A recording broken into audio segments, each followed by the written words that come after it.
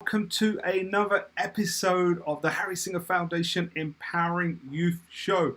And today, like every other episode, I am super excited. One, because the guy I'm going to introduce you to is not just a legend when it comes to the youth leadership empowerment field. He's also someone that I love dearly, like my own brother. And I like all of them. I could share so many things about him, but I want to introduce you to him, give you a flavor of what he's doing, and let's just get straight into and hear his words of wisdom. So I want to make sure everybody, I am bringing to you today Nate Thompson. Now, Nate has been in the whole field of transformation. He's been a transformation leader for over 2 decades, working across 4 sectors. Super successful. Anybody in that field, they want to look at someone that helped organizations transform, executives transform. This is the guy they turn to. But I'm bringing him here to you today for this show because I just want you to be clear that he does transformation in lots of sectors.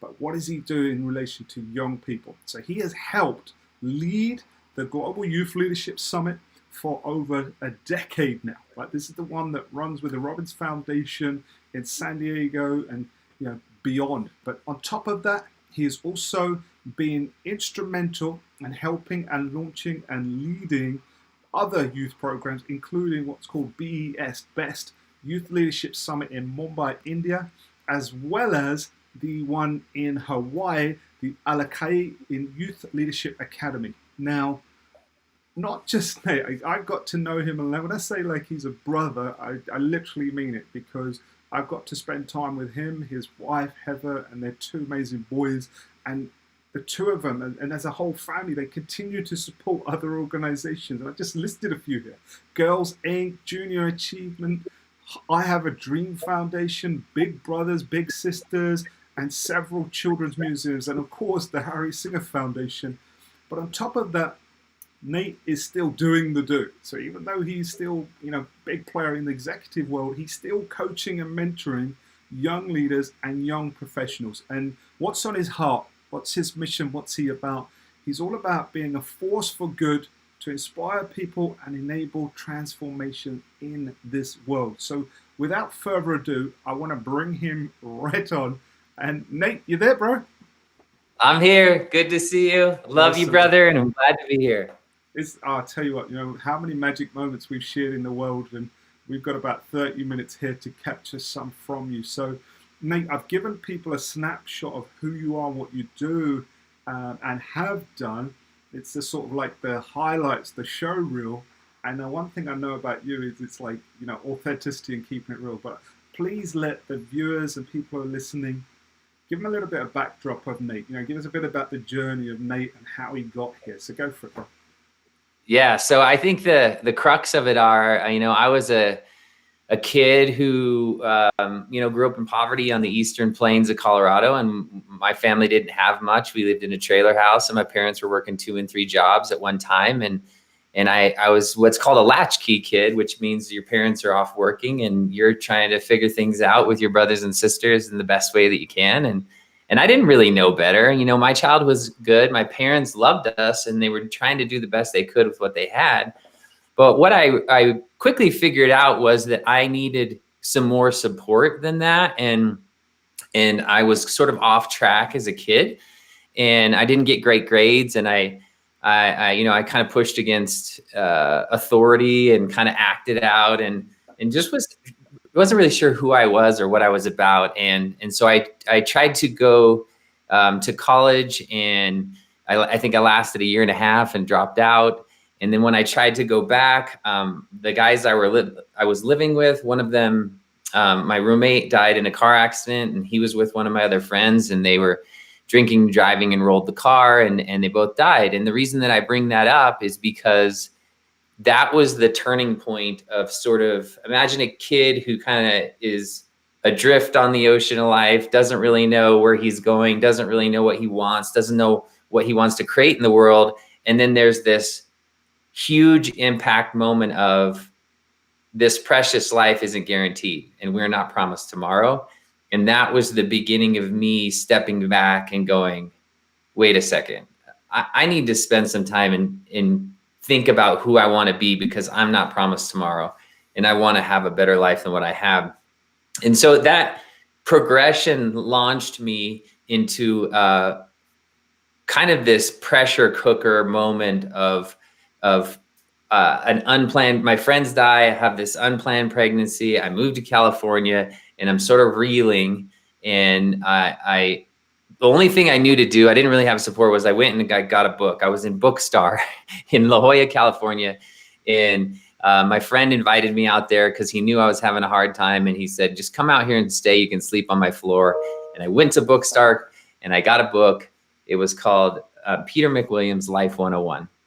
And literally, y'all, this is the book I pulled off the shelf. I opened it up as a young person, kind of in a downward spiral, and started thumbing through this book going, there's got to be a better way. I'm not the first person to struggle in my life.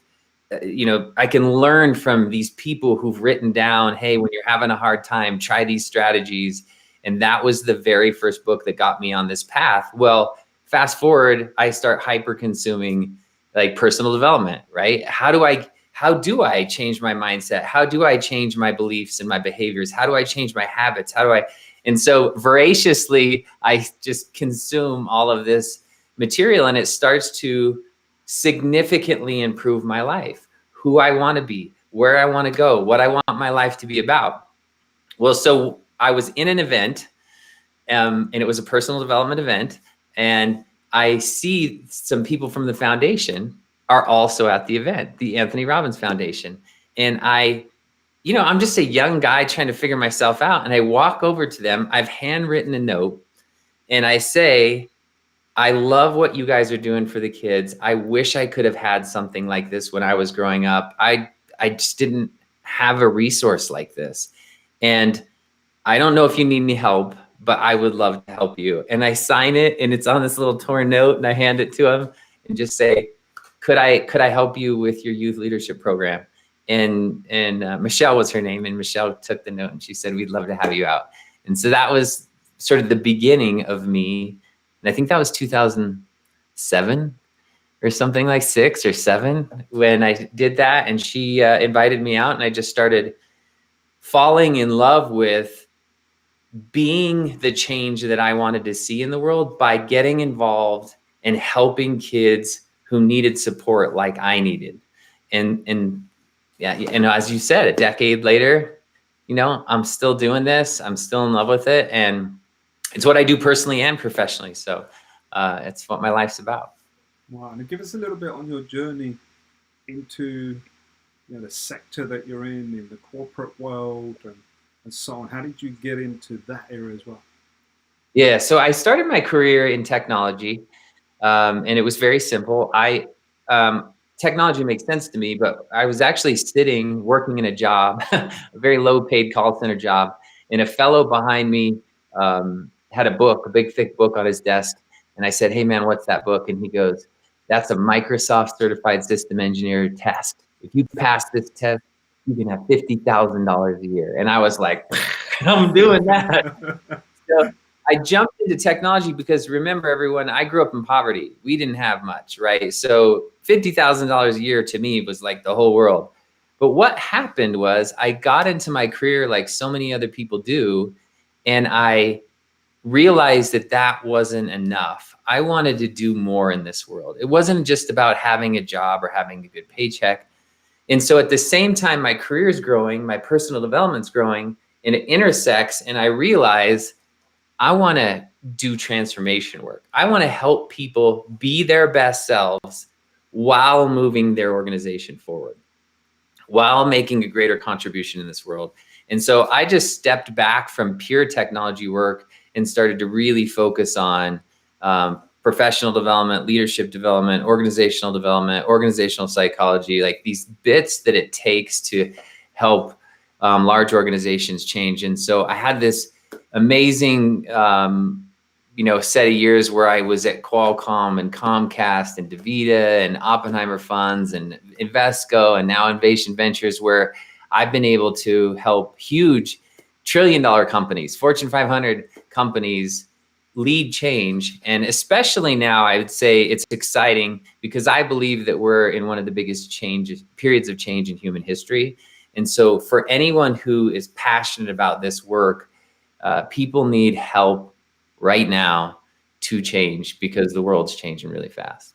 So that's what I love to do. Yeah, because you know what it is. I wanted people to get that, because I talk often about find your voice and serve with impact, and Nate's just put it beautifully. Where you get into a career, you're doing, and you think something's missing. And Nate, I probably that first youth leadership summit that you attended, that's probably where we met. And I just want to get clear is at that point, I knew you'd found your voice because, all the conversations we've had over the last 15 odd years and so on is about how everything that you do is like, helping the youth. I want to help the youth. And you found something where I can take my passion of transformation and then bring that to young people and then keep looking at our journey. So what I want to do now is give a flavor of, your energy, right? So your energy is there serving young people, and of all the things that you've done, give us some of the highlights for you, because we've been involved in so many programs and projects together. But what are the highlights for you, especially in the field of the youth leadership world? Give some stories or some shares. What really lights you up? It's the helping people achieve their potential, right? Is the juice. It's the magic. We don't spend enough time in life helping others, right? And it's this magical moment of an event that is focused on helping people find themselves, find their voice, understand what they're going through, make new meaning about their journey, and then start to level up, right? Start to achieve another level of who they are. And that it's kind of like an unlock moment when you can see it in someone's eyes and you can feel it in their presence when they see a better future for themselves. And you get to be a little part of that moment where they go, this is possible. I can do that. I am enough. This is worth it. I am loved. Like all these moments start to just flood. And let's take one of them, because you and I have had so many of those moments. And I know it's a bit like saying, hey, Nate, what's your favorite one? You're like, out of millions, right? But I'm sure there are some that pop into your mind for whatever reason. They may be the right one. So maybe share some, because, people are watching and listening to this and they go, oh, yeah, these guys, they do youth leadership. What do they do? And it's like they see us and they think we give so much. But just as well as I do, we get so much to be able to witness what goes on. So please go ahead, share whatever comes to your mind, any magical moment. Yeah. So there's in some cases hundreds and even thousands of people at these events, but here's a story that really stands out to me because it was a story that evolved over time.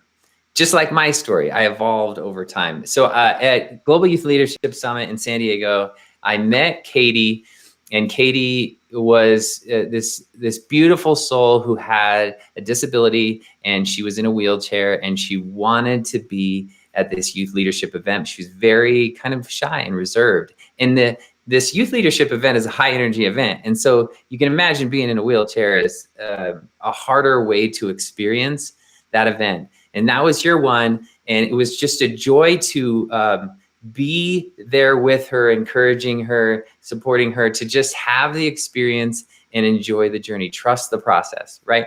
So year one is good.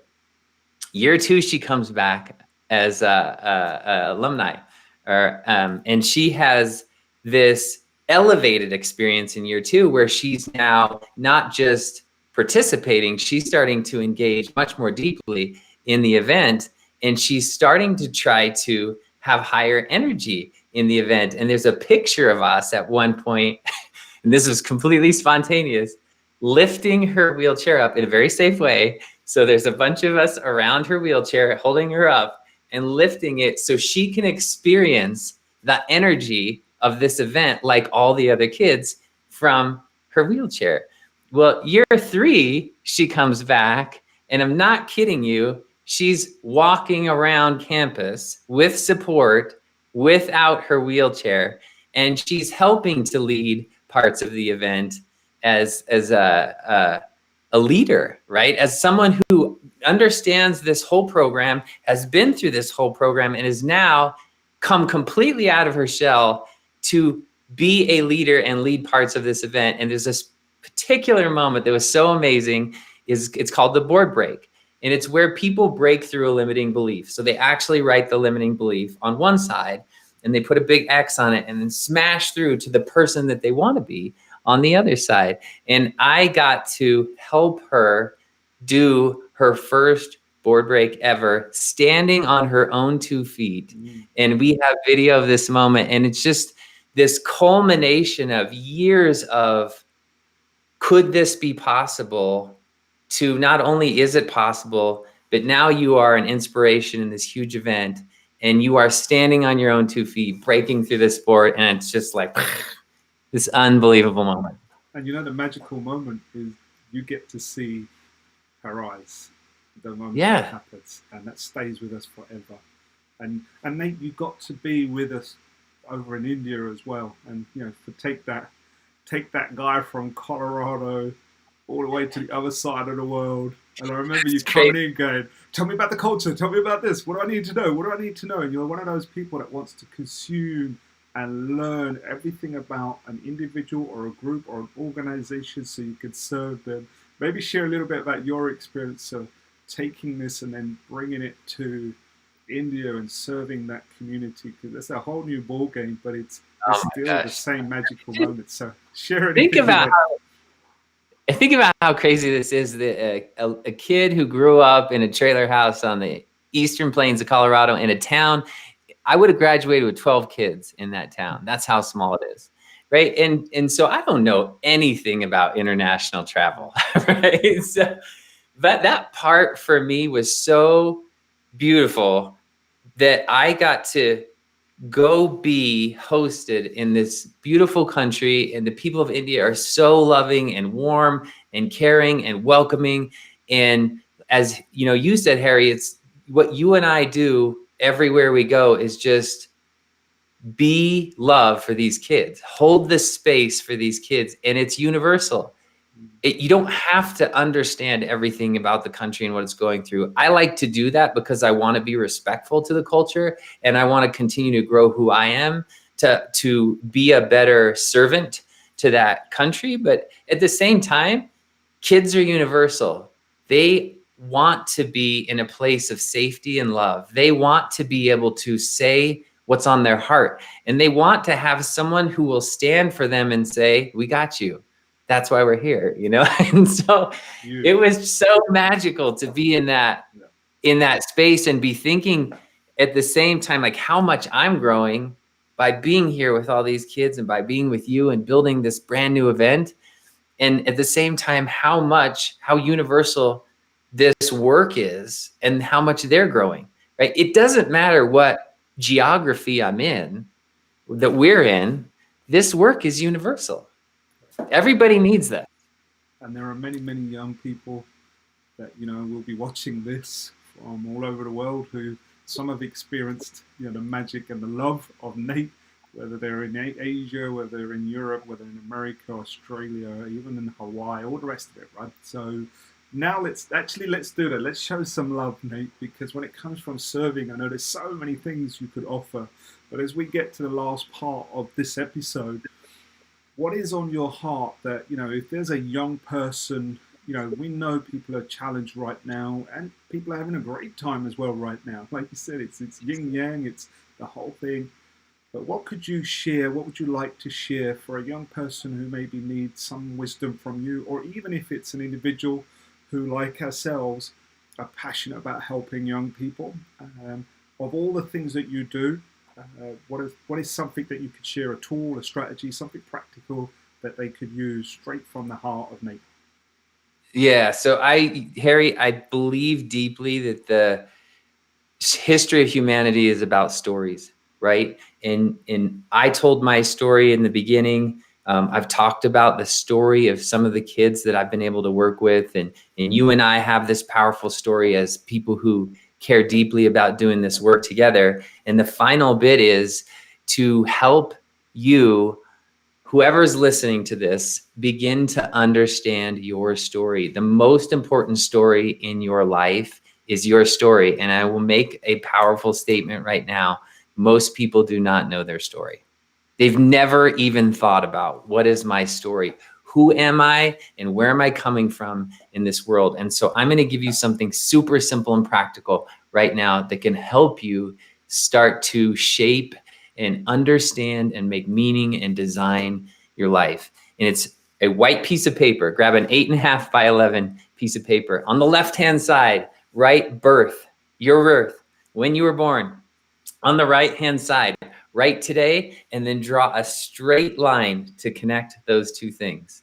And all I want you to do in 5 minutes or less is to draw peaks and valleys. A peak is a high point in your life, some big moment that was amazing, like your best friend, or this amazing vacation you had, or that great grade you got on a test, or maybe it was an award you received, or a medal you won, or a race you won, or an instrument you played, or whatever those peaks are. You write those things down.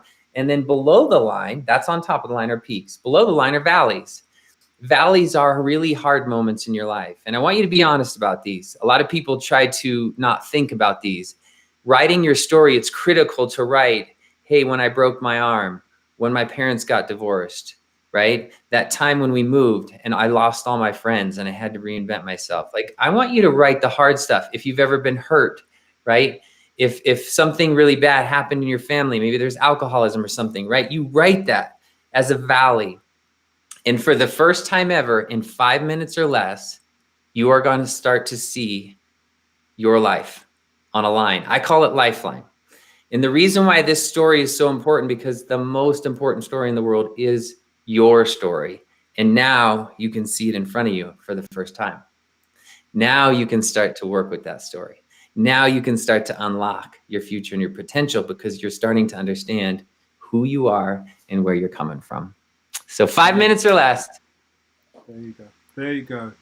And you felt the love of Nate there. So, get your life story, get your lifeline, get the highs and the lows. And for those that didn't get the measurement for the paper, for Europeans, that's an A4 sheet of paper. And I just want you guys to understand, what Nate's just giving you there. It's your lifeline. It's his story, her story, but what he's saying is create your story. So when you actually see it, you can start mapping it out. Right? And I've seen Nate deliver this like a full hour and a half session. I've seen him deliver it over the world. I've seen him deliver it in like 50 degrees centigrade. I don't know, it was like 9900 degrees Fahrenheit, whatever it was, right, in the heat trying to deliver. But it still came across because it's from a point of love. And I want you guys to do it. So whether you are that young person or whether you're a big young person doing stuff with others, do that. You'll get great value from it. So Nate, thank you so much, brother. And just let people know. I know you're not really like me. I come off social media and turned off a lot of notifications, but you're like even more of a hermit. But how do people follow you? Because there will be people that will want to know more about what Nate's doing. And I know you're not like this, hey, look at me guy, which is what makes you so humble and beautiful in that sense. But it's those that want to follow you, find out what you're up to. How do people stay connected or follow the journey for Nate Thompson? Yeah, the best way is on LinkedIn. And Harry, you bring up a really important point, and I'll just be honest with you all. I think I'm not a huge fan of social media, and I think it's I'm more engaged and authentically connected to my life when I'm being present for the people in my life, and I'm not trying to pretend about what my life is on social media. So I just choose, and it's my choice, and there's no judgment. I choose to not be engaged on social media, and instead I just use LinkedIn as my professional foundation to find me, to connect with me, to get to know me, and I welcome you to reach out to me on LinkedIn. Right. And then I'll add that if you guys really need to get hold of Nate Thompson, just be there with the Harry Singha Foundation, because we'll make sure your messages get through to him.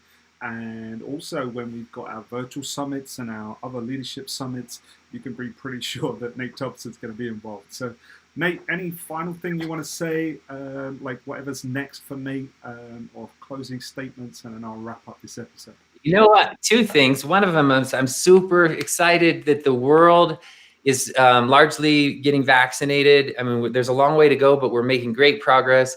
And youth leadership events are starting to open up again, whether they're virtual or hopefully physical, possibly even later this year. So I'm so grateful because this work is so important.